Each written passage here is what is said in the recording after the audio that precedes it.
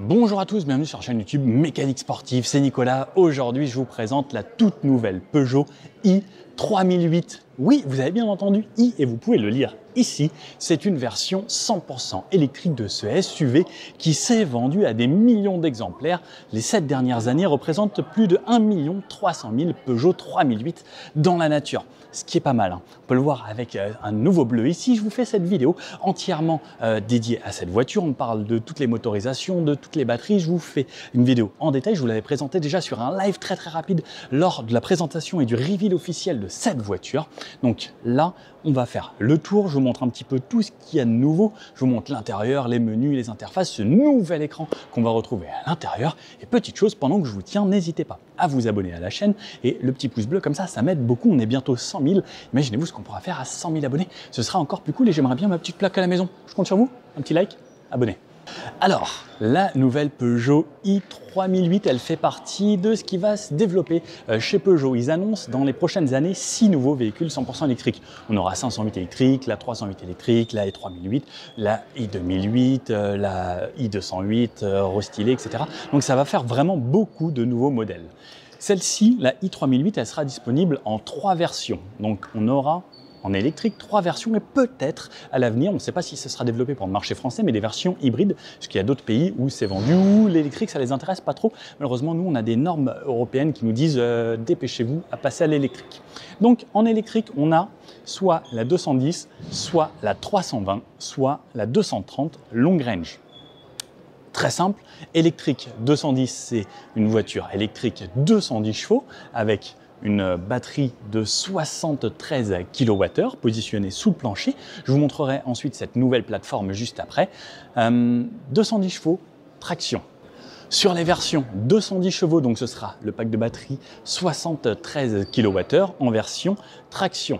Ensuite, on a les versions dual moteur, donc c'est-à-dire double moteur et qui seront 4 roues motrices. 4 roues motrices, mais qui seront principalement traction avec la plus grosse puissance et le plus de couple sur l'avant, c'est 343 Nm de couple sur l'avant, comme la version 210 chevaux et 160 Nm sur les roues arrière. Et cette fois-ci, sur les versions dual moteur, ça donnera 320 chevaux, ce qui donne des performances plutôt honorables. Un 0 à 100 en 6 secondes 4, 8 secondes 7 pour la version 210 chevaux. Ensuite, on aura une version 230 long range qui, elle, sera traction, mais qui aura une plus grosse batterie, une batterie de 98 kWh. Attention, sur les autonomies, c'est annoncé pour les petites batteries de 73 pour une autonomie d'environ 500 km et jusqu'à 700 km en norme WLTP pour la version long range avec un moteur et 230 chevaux, ce qui est plutôt intéressant. Au niveau du poids des batteries, la plus petite batterie fera 520 kg, la plus grosse 574. Donc on voit qu'il n'y a pas tant d'écart que ça. Et ce qui laisse ces voitures entre 2 tonnes 100 et 2 tonnes 200. On voit que récemment, il y a le Scénic qui est sorti en version 100% électrique. Alors ça, c'est peut-être un petit peu plus compact. C'est une version coupée, comme vous avez pu le voir peut-être dans l'intro. On ne l'a pas dit aussi sur le début, mais c'est une version un petit peu fastback. Mais niveau poids, il est au-dessus des 2 tonnes, alors que la Renault, elle est restée avec un poids relativement contenu, mais une batterie un petit peu plus petite. Au niveau des dimensions de cette voiture, elle fait 4,54 m de long, 1,90 m de large sur 1,64 m de haut. Au niveau de l'empattement, on a quelque chose d'assez court, on a 2,74 m, ce qui devrait lui donner une agilité et sûrement conserver le comportement assez dynamique du Peugeot 3008. Au niveau du rayon de braquage, l'avantage c'est qu'on a une version électrique, je crois que c'est même encore meilleur que la Peugeot 3008 actuelle qui avait déjà un très bon rayon de braquage. Cette fois-ci, on pourra faire le tour sur soi-même en 10,60 m, ce qui est vraiment top, hein. C'est quasiment l'équivalent d'une citadine. On a une garde au sol ici de 20 cm environ à 2 mm près et dans le coffre, on a 520 litres ou 470 litres pour la version qui aura 2 moteurs. Cette voiture, elle sera disponible en 6 couleurs. On a ce nouveau bleu, ils appellent ça le bleu Ingaro. On a toujours le bleu Obsession que j'avais beaucoup aimé, mais ces reflets paillettes, etc. Depuis quelques années, Peugeot sait faire de très belles couleurs. On a parlé un petit peu des batteries, des autonomies au niveau de la recharge. Alors la recharge, on pourra avoir le chargeur embarqué 11 ou 22 kW. On pourra monter jusqu'à 160 kW en puissance de pic de recharge. ce qui donne une recharge comme d'habitude en environ 30 minutes pour un 10 à 80% sur ces voitures. Nouveauté également, on aura le V2L, c'est le véhicule to load, ça veut dire qu'on pourra brancher un adaptateur et recharger des éléments externes à la voiture grâce à la batterie de la voiture. Ça se développe de plus en plus, il y a plein de petites choses comme ça qui vont être amenées sur cette nouvelle Peugeot. Au niveau du CX, bien sûr, ça a été retravaillé, on va le voir sur l'avant et le capot, on a un CX de 0,28. Bon, sur la partie avant de cette nouvelle i3008, qui aura peut-être une 3008 simple également. Donc on le voit, nouveau capot, toujours à cette ligne, il me semble qu'il était déjà avant, mais une nouvelle ici qui vient se fondre dans le pli et qui se rejoignent à cet endroit-là, quelque chose bombé très légèrement, mais par contre on voit à partir d'ici, on a quand même pas mal de nouveautés. Sur le haut, bon, il n'y a pas grand-chose qui change, ça reste une voiture traditionnelle, un pare-brise, les aides à la conduite avec la conduite de niveau 2, mais c'est surtout sur cette partie ici qu'on peut voir déjà la différence. On a un long bandeau qui vient s'apposer ici avec le 3008 et la nouvelle signalétique de chez Peugeot avec le côté un petit peu incliné et ce côté bombé sur le dessus. On a une écriture en mat sur ce bandeau noir comme on retrouvait sur quasiment toutes les Peugeot à l'arrière. Le bandeau qui a ramené du feu gauche au feu droite qu'on retrouve maintenant sur l'avant. Ensuite, on retrouve nouvelle signature lumineuse et des nouveaux phares à l'avant. Toutes les nouvelles Peugeot abordent maintenant ces 3 griffes. Avant, c'était une griffe longue qui descendait bien sur le côté et comme on peut le voir maintenant, c'est 3 griffes qui se redirigent vers le centre. Tout comme dans le bloc optique juste sur le dessus, on a également ces 3 griffes ici. On pourra retrouver des feux pixels sur les versions un petit peu plus haut de gamme avec le détourage des voitures et autres. Donc bien sûr, il faut monter un petit peu en gamme. Ce que j'aime bien, c'est ces 3 griffes qui sont en 2 parties à chaque fois. Donc enfin même 3 parties, partie basse, une partie ici et une partie sur la hauteur, qui va vraiment faire qu'on reconnaît une Peugeot. Déjà actuellement, dès qu'on voyait les crocs ou les griffes sur les côtés, on reconnaissait tout de suite une Peugeot et c'est vrai que là, ça va être encore plus distinctif avec les 3 à l'avant comme à l'arrière, je vais vous montrer. Et d'ailleurs, si vous voulez voir à quoi ressemblent les clignotants, ça ressemble à ça sur la partie avant. Donc on a vraiment toute la signature lumineuse de jour qui s'éteint et qui passe en version clignotant. Ensuite, on descend sur cette partie de la calandre. On retrouve le nouveau logo Peugeot en plein centre avec cette nouvelle tête de lion qu'on connaît maintenant, qui est arrivée sur plusieurs modèles. Et cette calandre dégradée aux couleurs de la carrosserie qu'on peut voir. Donc ça part de petits plaquettes posées à de plus en plus grandes qui viennent se fondre ici dans la calandre et la carrosserie. Donc ça, on retrouve ça pas mal sur toutes les nouvelles voitures. Ça permet de bien centrer le logo, donc comme ça on le voit en plein centre et petit à petit, on retrouve de la couleur, mais ça amène vraiment le regard posé à cet endroit-là. On peut retrouver des caméras qu'on n'a pas sur cette version, qu'on aura sur d'autres, avec des caméras en pack 360 pour avoir une bonne visibilité. Je l'ai vu sur d'autres voitures, la qualité est plutôt bonne. Ensuite, on retrouve la plaque et cette grosse partie qui intègre les capteurs d'aide à la conduite, puisqu'on aura la conduite de niveau 2, régulateur adaptatif et tout ce qui va bien avec cette voiture. Ensuite, des petites grilles ici qui sont ouvertes, même si on a une version 100% électrique, il faut toujours un petit peu refroidir le système de batterie. On peut voir des petites lames ici, la partie noire très simple et comme je vous disais, une garde au sol de 20 cm qui permet de passer quasiment n'importe où. Ça reste toujours un SUV, malgré le fait que ça devienne un petit peu plus coupé. J'ai vraiment hâte de l'essayer, voir ce que ça donne sur la route niveau comportement et niveau confort. Sur le côté, on voit ces parties. On retrouvait sur la 3008, l'ancienne génération, une grosse partie plastique ici, mais on ne retrouve pas de rideau d'air. Je trouve ça assez bizarre, puisque de nos jours, il y a de plus en plus de rideaux d'air. Ils ont quand même travaillé le CX, comme je vous disais, un CX à 0,28. Sous le capot, on retrouve toute la partie électrique. Malheureusement, pas de frunk. Peut-être que ça viendra, parce qu'il reste encore un petit peu d'espace. Mais clairement, ici, c'est juste pour remettre du lave-glace. Sur le côté, c'est là qu'on voit toute la nouveauté de ce 3008, surtout sur cet endroit-là. Et regardez cet endroit-là, ici, une coupe très franche, c'est ultra vertical et là c'est quasiment horizontal. Donc on voit vraiment cette reliure ici qui se démarque vraiment et vous allez voir après même le petit becquet en 3/4 arrière avec les petites oreilles de chat. Donc là, cette partie avant, ça va, on connaît un petit peu. Le nouveau logo également avec les petits écussons, ça on aime bien depuis la 308, c'était sorti à ce moment-là. On a des nouvelles jantes, les jantes seront disponibles en 19 pouces ou en 20 pouces. Donc ces jantes avec un petit peu d'effet de style, des plaques pour économiser un petit peu encore avec l'air qui ne s'engouffre pas trop à l'intérieur. Les centres de roues Peugeot que j'aime vraiment beaucoup. J'aurais bien aimé même comme sur la e-Legend avec le Peugeot qui reste statique tout le temps. Ça aurait pu être très sympa. Les arches de roue, comme vous connaissez sur quasiment maintenant tous les SUV, crossover, etc. On peint les arches de roue, on fait le tour de la voiture par le bas, donc pas en noir, comme ça c'est joli, c'est pas des plastiques mat. Sur toutes les voitures que j'ai vues aujourd'hui, c'était pas en noir. Des poignées de type frigo, on peut le voir ici. Une partie ici où il y a une toute petite custode qui est intégrée, c'est joli. Et cette partie de ligne fuyante qui vient sur cette version coupée, comme on l'a ici sur l'arrière de cette voiture. On a une ligne très simple là, et sur le côté, on voit quelque chose d'assez simple. Petite ligne qui redonne un peu de caractère, c'est celle-ci qui remonte et ensuite qui vient se refondre sur un pli à cet endroit-là. Et ensuite, surtout, là, ce 3/4 arrière avec les oreilles de chat. On peut avoir des caméras dans les rétroviseurs si on a les caméras 360. Et sinon, je pense que c'est quelque chose d'assez basique. Et les batteries sont situées ici, sous le plancher. Sur le haut, on pourra avoir un toit ouvrant et un petit peu panoramique. Comme je vous disais, une voiture de 4,54 m de long, donc c'est quand même assez long, et un empattement de 2,74 m. Hâte d'aller découvrir l'intérieur, voir ce que ça donne. Sur l'arrière, un arrière, comme vous l'avez vu sur le côté, qui est très droit. Cette version ici, coupée, donc la vitre ultra inclinée, mais on retrouve pas d'essuie-glace, donc j'espère que l'aéro qui fait passer l'air en dessous de ce petit béquet ici fera en sorte de bien dégager l'eau.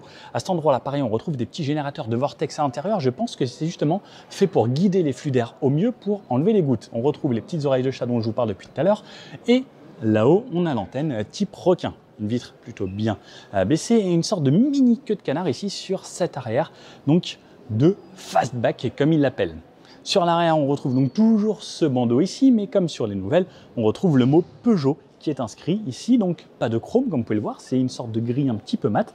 Et sur les extrémités, on a ces nouveaux feux arrière, donc en double griffe à chaque fois, de plus petit à plus grand sur l'extrémité. Je trouve ça plutôt joli et pareil, le feu arrière est retravaillé, donc il y a quelques formes, c'est un petit peu des volumes 3D, c'est assez sympa et lorsqu'on met le clignotant, une partie sur le côté s'allume. On a un troisième feu stop en plein centre au-dessus du Peugeot et ensuite une partie vraiment verticale jusque seuil de chargement. On retrouve le i3008 également à cet endroit-là avec le E ici spécifique à cette version. Un petit peu plus bas, le seuil de chargement ici qui est en mat. Et ensuite, tout est peint jusqu'en bas. Bien sûr, on ne retrouvera pas de pot d'échappement en version 100% électrique pour le moment. Une caméra de recul ici, placée comme d'habitude chez Peugeot, les petits réflecteurs sur le bas.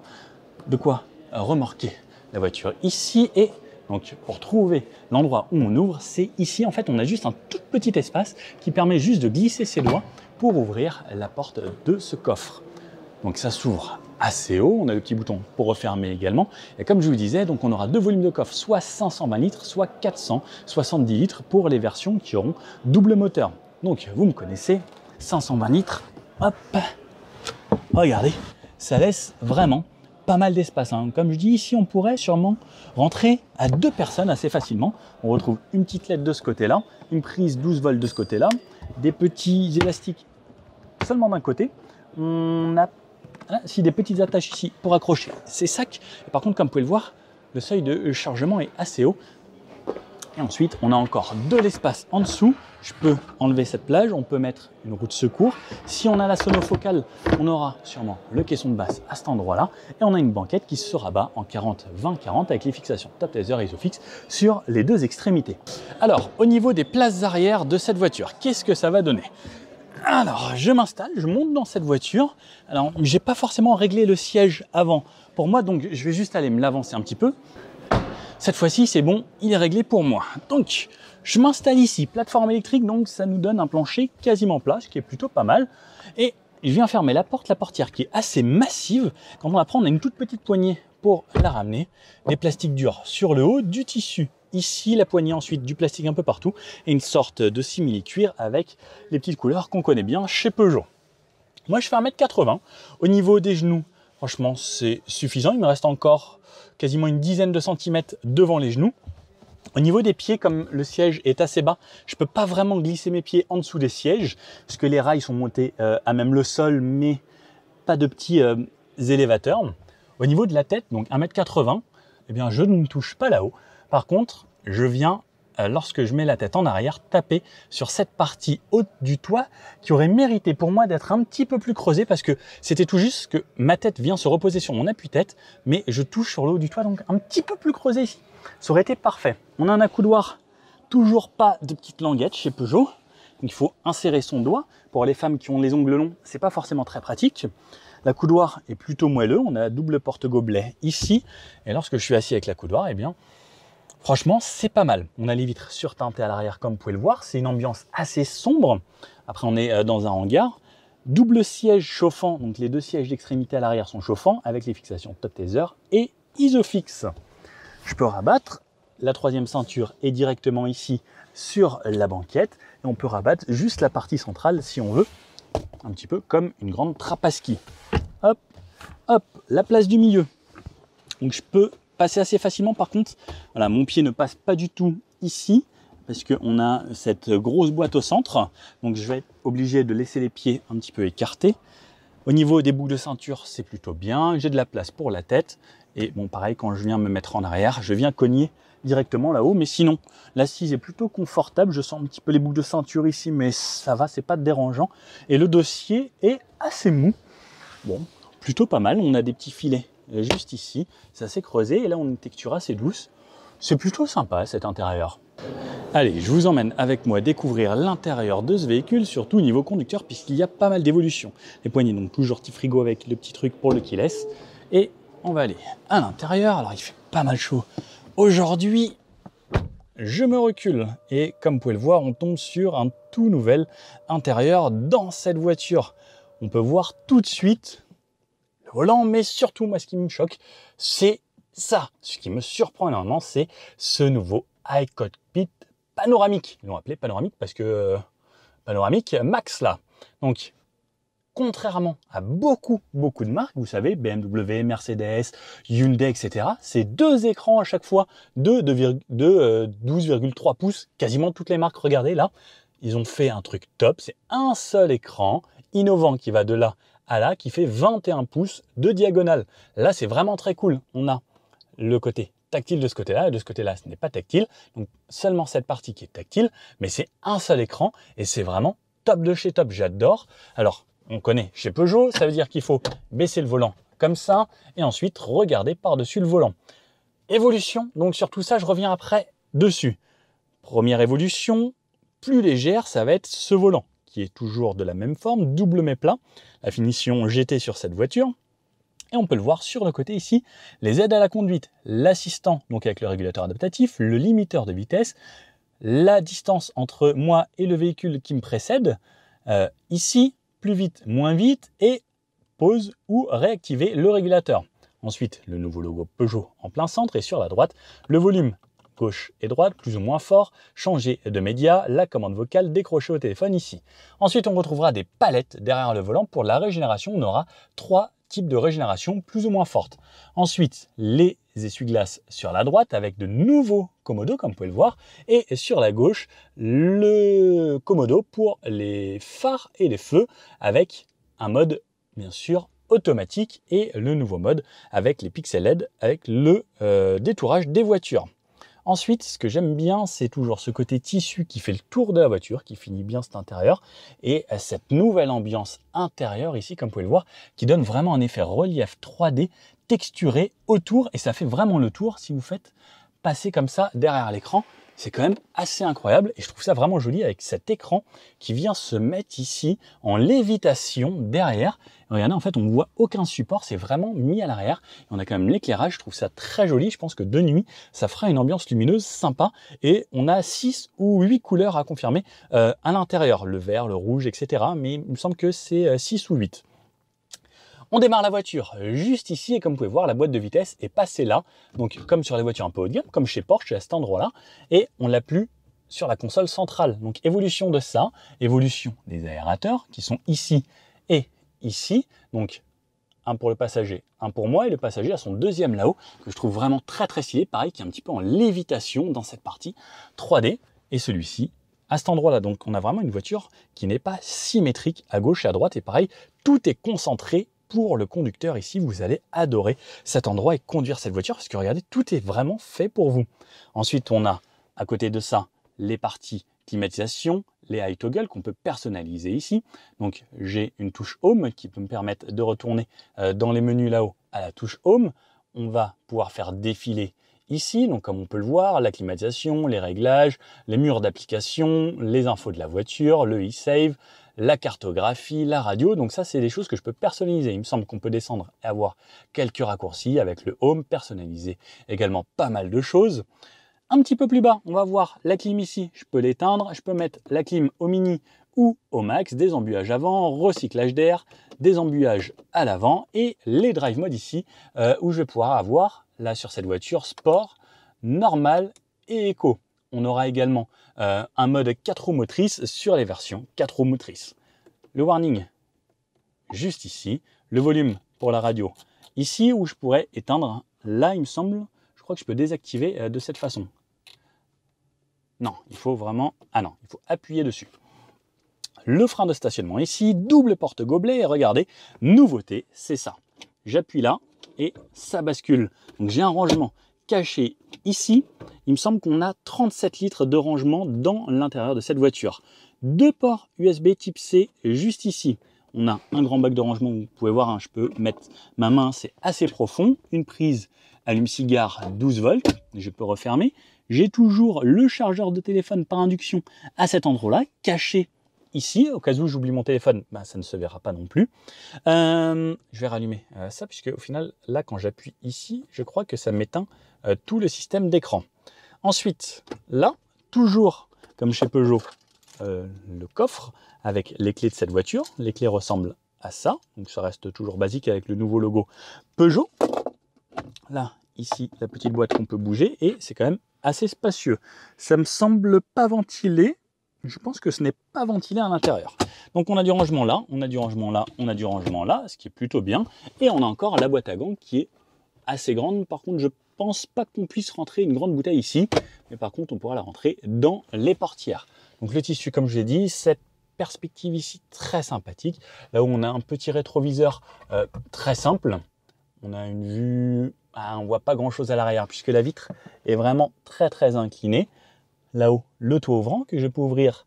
Alors, hop, de cette façon, il s'ouvre sur une toute petite partie. On a toujours un petit peu, j'ai l'impression, de bleu ici, où je ne sais pas si c'est la couleur de la carrosserie. Je pense que c'est peut-être un petit peu de LED comme il y avait avant. Et avec le filet juste là pour les remous. On retrouve sur le haut la boîte à lunettes, qui est vraiment très pratique.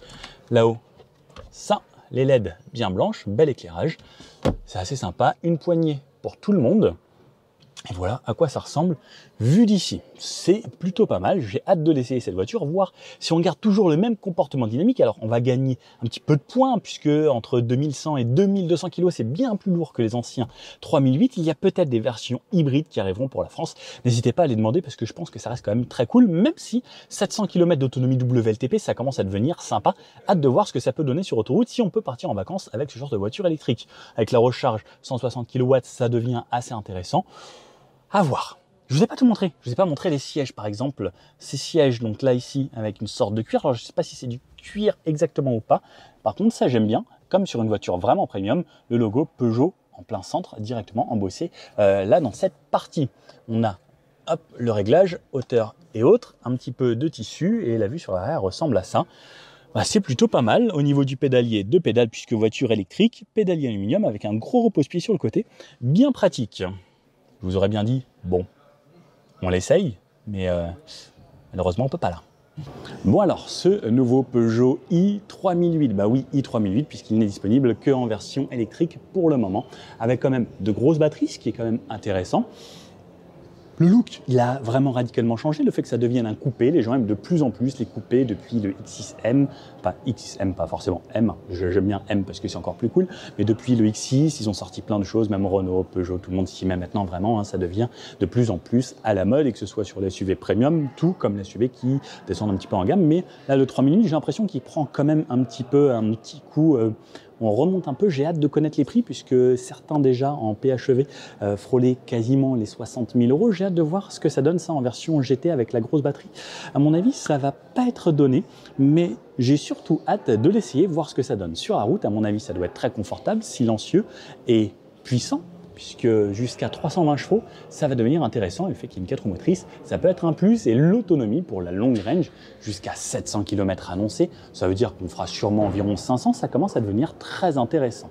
Bon, n'hésitez pas à mettre le petit pouce bleu comme ça, à vous abonner. Si vous avez des commentaires, n'hésitez pas à les mettre juste en bas. et me dire qu'est-ce qui vous tenterait que j'essaye sur la chaîne prochainement. Bon allez, je vous dis à bientôt. Ciao.